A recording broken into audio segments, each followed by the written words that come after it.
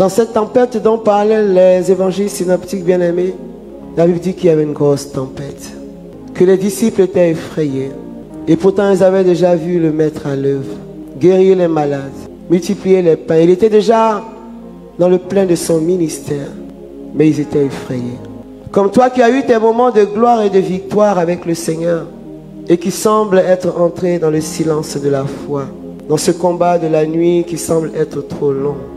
Et dans ce combat de la nuit, tu as l'impression de n'entendre que ta propre voix en écho, parce que tu cries à Dieu et tu n'entends rien. Et pourtant dans ce rien, il est là comme un tout. Et ce tout-là vaut mieux que tout. Tu l'as déjà pris dans ta barque le jour où tu as dit oui. Le jour où tu as dit, comme les disciples d'Emmaüs, reste avec moi. Je peux t'assurer qu'il n'a jamais quitté cette barque. Mais ce soir, tu es peut-être effrayé quand tu regardes la réalité. Mais laisse-moi te le redire, la réalité n'est pas la vérité de Dieu. Peut-être que tu es familier, familière à Jésus, serviteur de Dieu. Tu as annoncé des prophéties qui se sont réalisées. Par ton intercession, des malades ont été guéris. Tu as veillé jour et nuit. Tu as annoncé la parole dans la puissance, dans le Réma. Mais tu es dans des jours de trouble. Tu es effrayé. Tu te poses même la question, et si ce n'était pas lui que j'avais rencontré?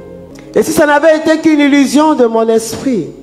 Pourquoi reste-t-il silencieux dans cette barque? La Bible dit que le vent soufflait fort. Il y avait donc un bruit.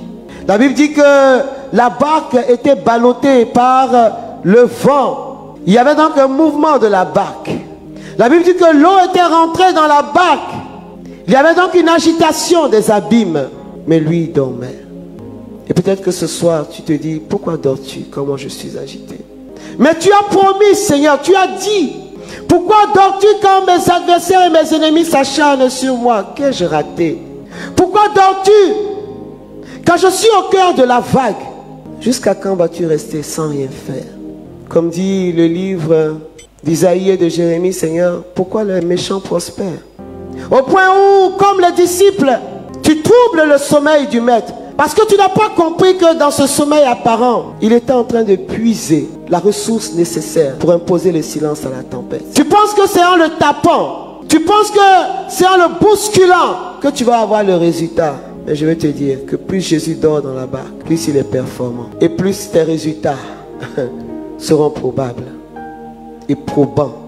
Parce que ce calme aux les pieds dans lequel il se trouve n'est rien d'autre que la sérénité du ciel qu'il porte en lui.